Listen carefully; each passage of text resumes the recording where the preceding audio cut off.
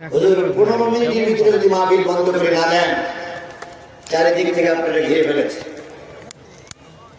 চারিদিক থেকে ঘিরে ফেলেছে, আপনাকে অ্যাটাক করবে বাধ্য হয়ে।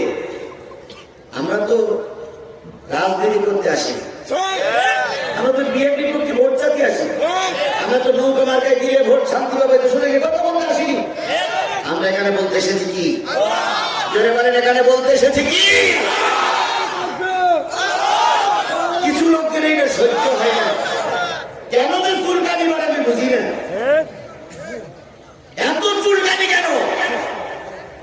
আপনারা এখান থেকে জন্মের পর থেকে এখানে 50টা বছর আপনারা ছোট থেকে বড় হয়েছে, 50টা বছর রাজনীতি করছে, আর আমি জিহাদি 2 ঘন্টা আলোচনা করে সব যদি পরিবর্তন করে দিয়ে যায়, তাহলে রাজনীতি ছেড়ে দিয়ে পাঠাতে পারবেন, রাজনীতি ছেড়ে দিয়ে রিক্সা চালা, রাজনীতি ছেড়ে দিয়ে গরুর গাড়ি চালা, রাজনীতি ছেড়ে দিয়ে ঠেলা গাড়ি চালা,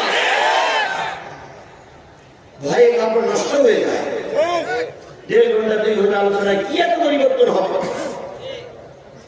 সরকার মাত্র ঘোষণা দিতে পরিবর্তন করতে পারতেছেন, পুলিশ ঘুরি ঘুরি পরিবর্তন করতে পারতেছেন, পুলিশ এত মামলা এত হামলা দিল, এখনো তারা বিনা কারণে জেল কাটালো, তারপরে তো সমাজ যা ছিল তাই আছে, কোথায় পরিবর্তন হয়েছে? আর আমরা 1.5 ঘন্টা আলোচনা করলে ওনার যেখানে কাপড় খুলিয়ে যায়। কালকে ওসি সাহেবের কাছে ফোন দিয়েছে, স্যার এই হুজুর যদি 1.5 ঘন্টা আলোচনা করে এই এলাকা একদম সব তছনছ হয়ে যাবে। আমি বললাম যে মার বলে দুধ খাওয়া উচিত তোমাদের, মাত্র 5 জন লোক আমাদের নিষেধ করলে, আর আমরা কি অসহায়, কি অসহায় জাতি আমরা, আমরা কি নিরুপায়, শুনল না বুঝলো না, হুট করে বললে হুজুর বন্ধ করে দেন, বন্ধ করে না দিলে আবার একসাথে যান।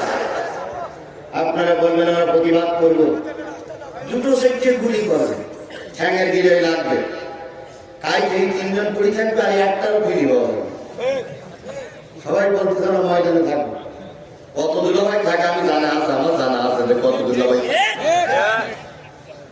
তবে বগুড়ার মুসলমানদের ধারণাটা আমার আলাদা, কারণ বগুড়ার মুসলমানেরা যথেষ্ট ইমানদার, বগুড়ার মুসলমানেরা এত সহজে ময়দান ছেড়ে যায় না, এটা আমি আপনাদের সম্পর্কে ভালোই জানি। এতই তুমি ভালো হয় আপনারা তো শান্ত কাজে কেন?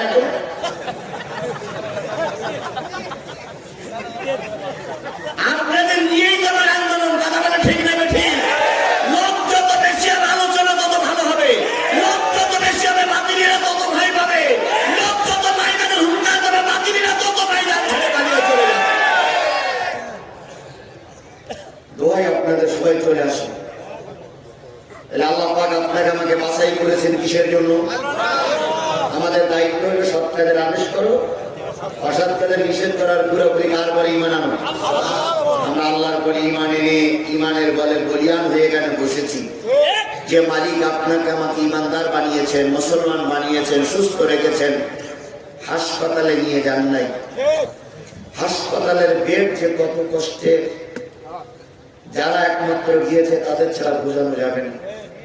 আমি মাঝে একদিন জিয়া মেডিকেল কলেজ হাসপাতালে গিয়েছিলাম, রাত তখন 2টার বেশি বাজে। কত লোককে যে অসহায় অবস্থায় পড়ে থাকতে দেখেছি।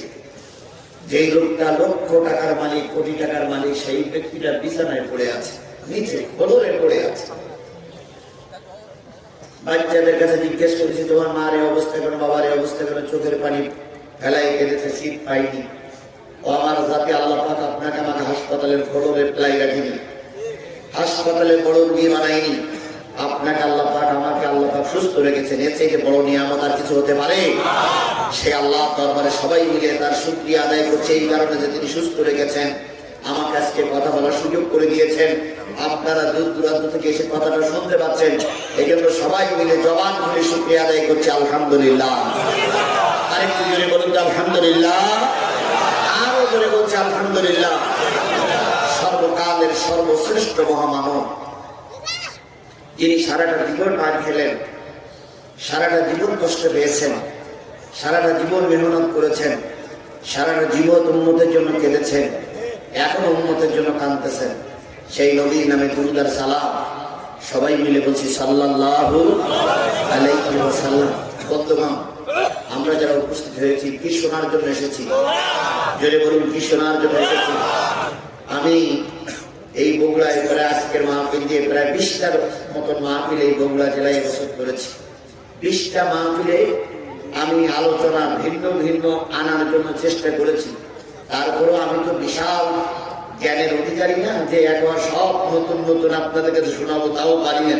তারপরও আজকে যারা সূরা শোনার চাইছে সেটা হচ্ছে সূরা আল ইমরানের 3টা আয়াত তেলাওয়াত করেছি। তেলাওয়াতকৃত আয়াতের পরেই কথা হবে। এখন আমি সাধারণত মঞ্চ ওঠার পর থেকে 2 ঘন্টা আলোচনা করি। 10:30 ইতিমধ্যে বেজে গেছে। আর 1.5 ঘন্টা আলোচনা যদি হয়, 12টার আগেই মোনাজাত করবো ইনশাল্লাহ, নিয়ত করছি। যদি 1-1.5 ঘন্টার সময় আলোচনা হয়, আপনারা কি যে লোকগুলো আসছেন এনারা কি সবাই থাকার নিয়ত আছে? অন্যদিন কিছু 2-1 জন চলে গেল, বসতে বলি না, যাচ্ছে যা, কিন্তু আজকে কেউ যাওয়া যাবে না। কেন যাওয়া যাবে না? আল্লাহ না করুন, আল্লাহ না করুন, আল্লাহ না করুন কোন বিপদ যদি আসে, তাহলে আপনাদের সকলকে সেই বিপদের মোকাবেলা করার জন্য তৈরি থাকতে হবে। এখন যদি সবাই চলে যান তাহলে তো মোকাবেলা করার লোক থাকবে না। অবশ্যই আমার বিশ্বাস কেউ না থাকলে কে আছে? বলেন, আমাদের পক্ষে কেউ না থাকলে কে আছে? সে আল্লাহ এখনো মরে যায়নি, আল্লাহ এখনো বুড়া হয়নি, আল্লাহ এখনো অন্ধত্ব বরণ করিনি। নাউজুবিল্লাহ, আল্লাহ মাফ করুন। আল্লাহ যা ছিল তাই আছে। কথা বলেন ঠিক না ঠিক? শুধুমাত্র আমাদের সকলকে সহযোগিতার জন্য বসে থাকতে হবে। ইতিমধ্যে আধা ঘন্টা সময় হয়ে গেছে, আপনারা বুঝতে পেরেছেন কিনা জানি না। আর 1.5 ঘন্টার সময় আমরা বসে থাকতে পারবো ইনশাআল্লাহ। সবাই কখন চলে যাবে আপনিও বুঝতে পারবেন না। আল্লাহ পাক শেষ পর্যন্ত কবুল করুক। সকলে বলুন আমিন। 4 নম্বর পারার 3 নম্বর সূরা, সূরা আল ইমরান। ইমরানের 33, 34 এবং 35 নম্বর আয়াত আমি আপনাদের 33, 34 2টা আয়াত আমি আপনাদের সামনে তেলাওয়াত করেছি। তেলাওয়াতকৃত আয়াতের পরে কথা হচ্ছে, শুরু করছে। আল্লাহ বলতেছেন, ওয়াসারিউ ইলা মাগফিরাতিন মির রাব্বিকুম ওয়া জান্নাতিন আরদুহাস সামাওয়াতু ওয়াল আরদ উইদ্দাতুল লিল মুত্তাকিন।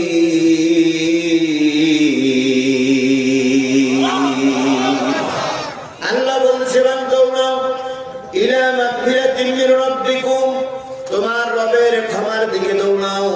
ওয়া জান্নাতিন আরদুহাস সামাওয়াতু ওয়াল আরদ, আর সেই জান্নাতের দিকে দৌড়াও যেই জান্নাতের শূন্য জায়গা, আসমান এবং জমিনের শূন্য জায়গা তোমাদের জন্য অপেক্ষা করতেছে। এই শূন্য জায়গার জন্য তোমরা দৌড়াও। 2টা কারণে দৌড়ো, 2টা কারণে প্রতিযোগিতা করো, 2টা কারণে হাঁটো, 2টা কারণে যাও। একটা হচ্ছে আল্লাহর ক্ষমার জন্য। এই মজলিসে যারা আছেন, একটা লোক হাত তুলে বলবেন যে হুজুর, আমার আল্লাহর কাছে ক্ষমা চাওয়ার দরকার নাই।